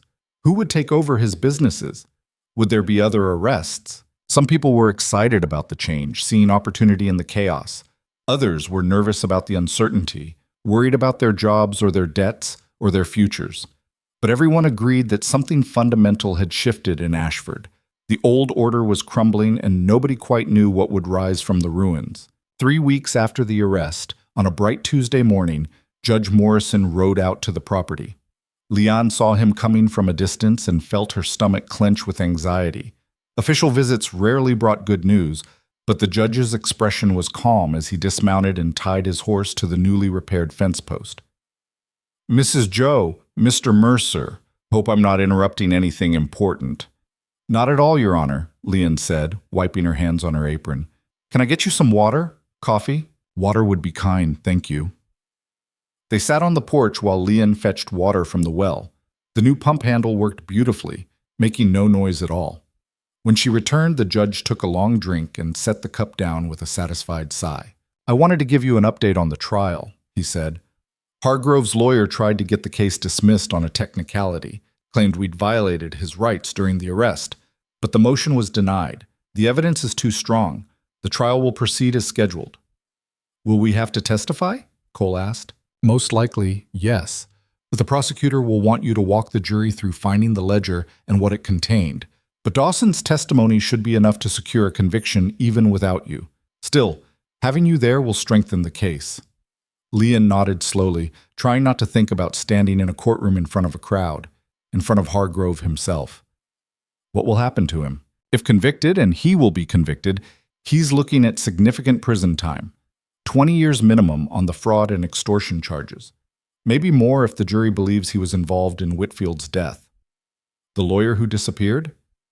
They found his body 2 weeks ago, in a ravine about 20 miles from here. The prosecutor has a witness who places Hargrove's men at the scene. Leon felt cold despite the warm morning. So he really did have people killed. We believe so. Can't prove it directly yet, but we're working on it. And the people he stole from? Cole asked. The ones who lost their land? Restitution is being worked out. The federal prosecutor has been very aggressive about it. Everyone who lost property will get it back, plus monetary damages for their trouble. It'll take time to process all the paperwork, but justice will be served. Leanne tried to wrap her mind around that. Justice. Real justice. Not the kind where rich men bought their way out and poor people suffered. Actual consequences for actual crimes. It felt impossible. There's one more thing, the judge said, his tone shifting slightly. The railroad you mentioned, the one Hargrove was positioning himself for. Turns out he was right about that part at least. The line is definitely coming through this area. Should arrive within 2 years, maybe sooner. Leon's stomach dropped. What does that mean for us? For our land? It means your property is going to be worth considerably more than it is right now. The railroad will need to buy right-of-way through here, and they'll pay fair market value. You could sell it all, make enough money to move anywhere you want. Start over somewhere easier, somewhere with more opportunities. Leanne looked at the house that was slowly becoming less of a disaster, at the barn with its new roof, at the garden where green shoots were just beginning to poke through the soil, at May playing with the chickens, laughing at something only she found funny, at Cole repairing a section of fence in the distance, his movements efficient and practiced. "I don't want to sell," she said firmly. The judge smiled like he'd expected that answer. "I thought you might say that. In that case, I'd strongly recommend talking to Johnson about his cooperative idea. If you all band together and negotiate as a group, you'll get much better terms from the railroad. Make sure you're not pushed around or taken advantage of." "We'll do that," Leon said. The judge stood, brushing dust from his pants. "You did a brave thing, Mrs. Joe, not just for yourself but for this entire community. Don't let anyone tell you different. Don't let anyone make you feel like you should have just accepted your lot and stayed quiet." "I didn't feel brave," Leon admitted. "I felt terrified every single second. That's usually when bravery matters most. When you're scared out of your mind, but you do the right thing anyway." He put his hat back on and tipped it to both of them. "I'll see you at the trial." He rode off, leaving Leon standing on the porch with his words echoing in her mind. Brave. She still didn't feel brave. She felt lucky. Lucky that Cole had shown up. Lucky that the judge had taken their side. Lucky that things had worked out instead of ending in disaster. But maybe that was part of it too. Maybe bravery wasn't about feeling confident or strong.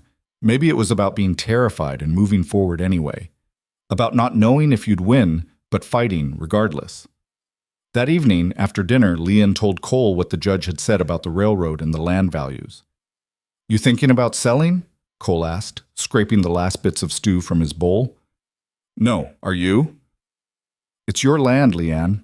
It's our land now. That was the deal. Equal partnership, remember?" Cole looked at her, something soft and uncertain flickering across his features. "You really mean that? You're not just saying it?" "I wouldn't have said it if I didn't mean it. I don't have the energy for polite lies." He was quiet for a moment, processing. Then he said, "I've never had land before. Never owned anything I could point to and say, that's mine. Always felt like I was just passing through everywhere, never staying long enough to put down roots." "You're not passing through anymore?" "No," Cole agreed, and something in his voice sounded almost like wonder. "I guess I'm not." "So what do you think about the cooperative idea?" "I think it makes sense. Strength in numbers and all that. But it's going to be complicated. People are going to disagree about things. There'll be arguments and hurt feelings and power struggles." "Probably," Leon agreed. "But it's still better than being alone. Being alone almost destroyed me." "Yeah," Cole said quietly. "Me too." They sat in comfortable silence for a while, the weight of shared understanding settling between them. The night before the trial, Leanne couldn't sleep. She lay in bed staring at the ceiling, listening to May's soft breathing beside her, her mind spinning with worry and what-ifs. What if something went wrong? What if Hargrove's lawyer was better than they expected? What if the jury didn't believe them? What if Hargrove walked free and came back for revenge? The fears chased each other in endless circles until she couldn't stand it anymore.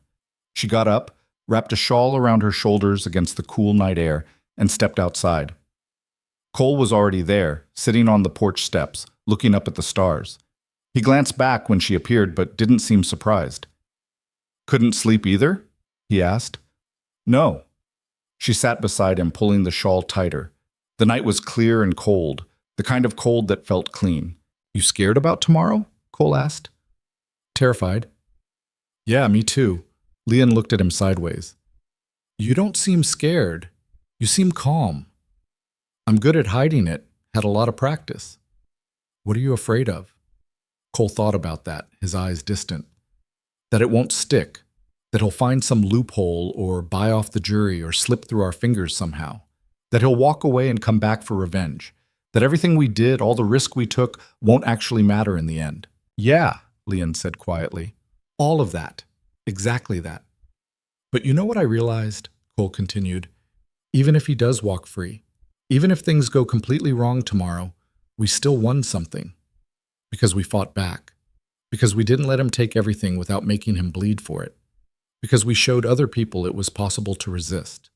That matters. That has to matter. Leanne leaned her head on his shoulder, and after a moment's hesitation, he put his arm around her. They sat like that until the sky started to lighten in the east. Two broken people holding each other up, finding strength in proximity. Then they went inside to face whatever came next. The trial lasted 3 long, agonizing days. The courthouse was packed beyond capacity, people standing in the aisles and spilling out onto the street, everyone wanting to witness this moment of reckoning. Lion had never seen so many people in one place, had never felt the weight of so many eyes on her. She testified on the second day, her voice shaking despite her best efforts to sound strong and certain. She described the auction, the cow, Cole's intervention, Hargrove's threats. She talked about the documents he'd shown her, about the fear she'd lived with for years, about the impossible debt that kept growing no matter what she did. Hargrove's lawyer tried to discredit her, asking pointed questions about her immigration status, about her late husband's business dealings, about why anyone should believe a desperate woman who'd broken into his client's home and stolen private documents. But the prosecutor was ready. He entered the ledger into evidence and walked the jury through it page by page. The fabricated loans, the forged signatures, the notes about intimidation and removal. He brought forward witness after witness, people whose lives had been destroyed by Hargrove's schemes. Cole testified after Leanne, and he was calmer, more controlled. He explained in precise detail how they'd entered the house, what they'd found, why they'd done it. He didn't apologize or make excuses, he just told the truth. The prosecution called Dawson, the county clerk, who broke down crying on the stand as he described the years of falsifying documents under threat. Called the sheriff, who admitted taking bribes. Called the widow of James Whitfield, who testified that her husband had been terrified in the weeks before his disappearance, saying Hargrove had threatened him. Hargrove's lawyer fought hard, objecting constantly, trying to poke holes in the testimony, but the evidence was overwhelming. The ledger alone would have been enough. Everything else was just insurance. On the third day, after closing arguments that left the courtroom emotionally drained, the jury deliberated for less than 2 hours. They returned with a verdict that sent a ripple of shock through the packed room. Guilty. Guilty on all counts. Fraud, extortion, conspiracy to commit murder, obstruction of justice. Guilty. The courtroom erupted. Some people cheered, some wept openly. Some just sat in stunned silence, unable to process that justice had actually been served. Hargrove sat stone-faced as the judge sentenced him to 25 years in federal prison without possibility of early parole. When the marshals came to take him away, he turned and looked directly at Lion, his eyes filled with such venom that she actually flinched. But then Cole stepped between them, blocking Hargrove's view, and the moment passed. Outside the courthouse afterward, people crowded around Leanne, shaking her hand, thanking her, crying on her shoulder. Johnson clapped Cole on the back hard enough to make him stumble. Mrs. Chen hugged Leanne so tight her ribs creaked. "You did it," Mrs. Chen whispered. "You actually did it." "We did it," Leanne corrected, her voice hoarse from testifying. "All of us together." That night, the town threw an impromptu celebration. Someone brought out a fiddle. Someone else produced bottles of whiskey that had been hidden away for special occasions. People danced in the street, laughing and singing, releasing years of pent-up fear and frustration in one cathartic explosion of joy. Leanne stood on the edge of it all, watching, with May asleep in her arms. The girl had made it through the first hour of celebration before exhaustion claimed her. Cole stood beside Leanne, hands in his pockets, looking vaguely uncomfortable with all the attention. "You want to join them?" he asked, nodding toward the dancing crowd. "No, I'm good here." "Yeah, me too." They stood together in comfortable silence, watching their community celebrate a victory that had seemed impossible just weeks ago. After a while, they walked back to the wagon and rode home under a sky full of stars, May sleeping peacefully between them. The months that followed were simultaneously the hardest and the best of Leanne's life. The cooperative Johnson had proposed became a reality, with 8 families pooling their resources to buy back the land Hargrove had stolen and to purchase additional parcels that came up for sale as his criminal enterprise was dismantled. They worked together, shared equipment and knowledge, helped each other through the inevitable setbacks and disasters. When the Cartwrights' barn burned down, everyone pitched in to rebuild it. When the Petersons lost half their crop to locusts, the others made sure they had enough to eat through winter. When Leanne got sick with a fever that lasted 2 weeks, Mrs. Chen and Mrs. Martinez took turns caring for May and keeping the farm running. It wasn't perfect. There were arguments about how to divide the work and the profits. There were hurt feelings and personality conflicts and moments when it seemed like the whole thing would fall apart.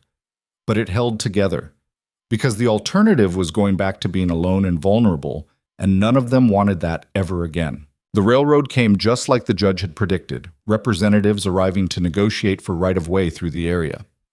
But instead of dealing with scattered individual landowners who could be picked off one by one, they faced a unified cooperative with legal representation and collective bargaining power. The railroad paid fair prices.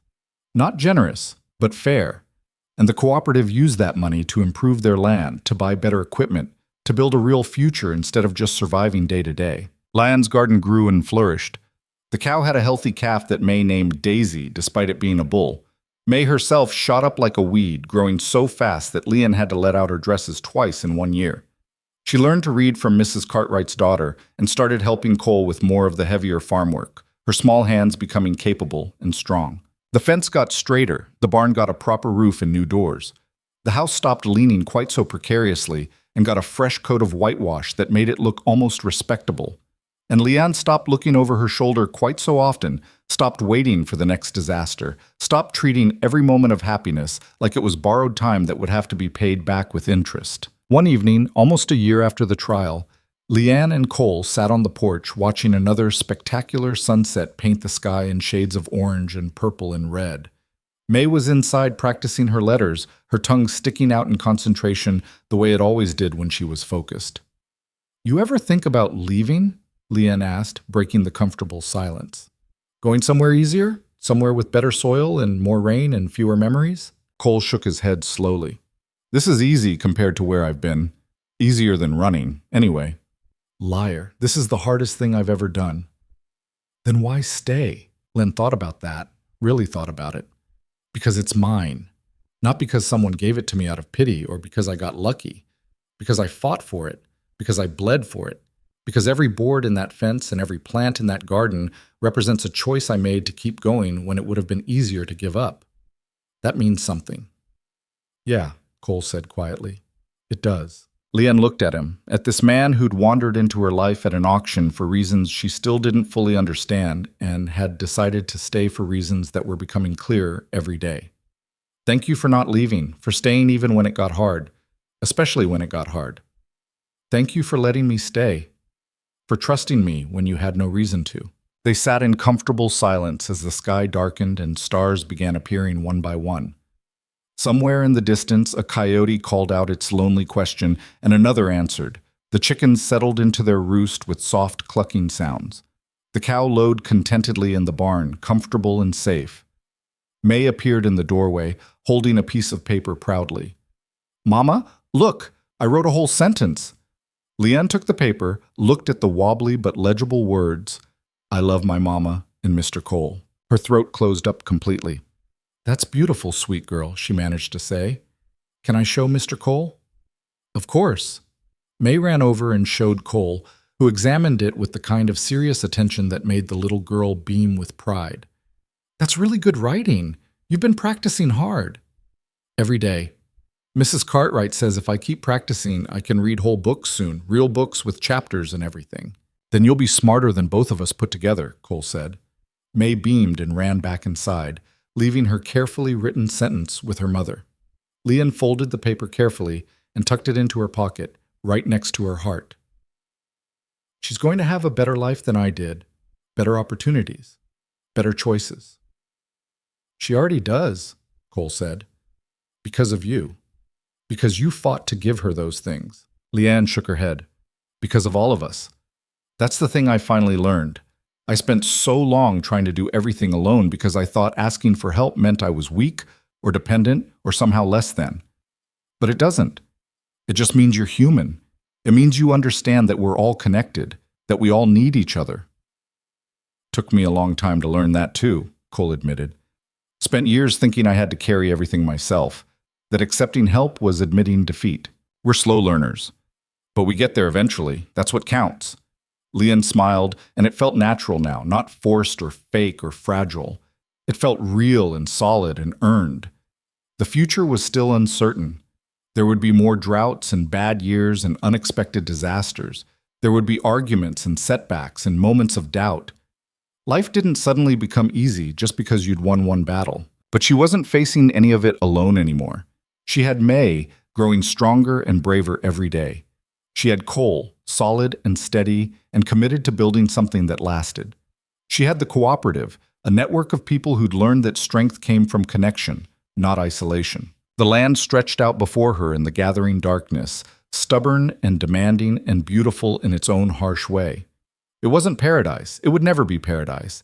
But it was hers, theirs, and that was enough. More than enough. It was everything. Years later, when May was grown with children of her own, she would ask her mother about those days. About the auction and the cow and the man who'd tried to take everything. About the stranger who'd stepped in and changed their lives. About the night they'd broken into a rich man's house and found the evidence that brought him down. And Leon would tell her the truth, all of it, holding nothing back. She would tell her that fear was real and powerful and deserved respect, but it couldn't be allowed to make decisions. That kindness existed in unexpected places and from unexpected people. That fighting back mattered even when, especially when you weren't sure you'd win. That community wasn't just the people who looked like you, or talked like you, or shared your history. It was anyone willing to stand beside you when the ground started shaking. She would tell her that survival and living were two completely different things, and that sometimes you had to risk everything you had left to find out what life could be on the other side of fear. She would tell her that she'd been terrified every single day, that her hands had shaken, and her voice had cracked, and her heart had pounded so hard she thought it would break her ribs. But she'd kept going because that's what you did when you had someone depending on you, when you had something worth protecting. And she would tell her about Cole, about how the man who'd bought a cow at an auction had stayed and helped build something worth keeping. How he'd become family not through blood or marriage or legal obligation, but through choice and commitment and shared labor. How sometimes the strongest bonds were the ones you chose, rather than the ones you were born into. She would tell her daughter that the world was hard and often unfair, that powerful people would always try to take from the powerless, that justice was something you had to fight for, rather than something you could count on. But she would also tell her that resistance was possible, that change was possible, that ordinary people doing extraordinary things could shift the balance, could create ripples that turned into waves. She would tell her all of this and more, passing down the lessons learned in fear and pain and eventual triumph, hoping her daughter would be smarter and braver and better prepared. But that was years away, decades even. Tonight, Leanne just sat on the porch with Cole, listening to May sing to herself inside, watching the stars wheel overhead in their ancient patterns, and let herself believe that maybe, finally, they'd built something that would last. Not because it was perfect, not because it was easy, but because it was theirs, and they'd fought for it, and that made all the difference. In a world that had tried so hard to break her, to crush her, to erase her, survival felt like victory. But this life they were building together, this community they were creating, this future they were claiming, this felt like something more. This felt like living, really, truly living. And in the end, that was worth every moment of fear, every drop of blood, every sleepless night. It was worth everything.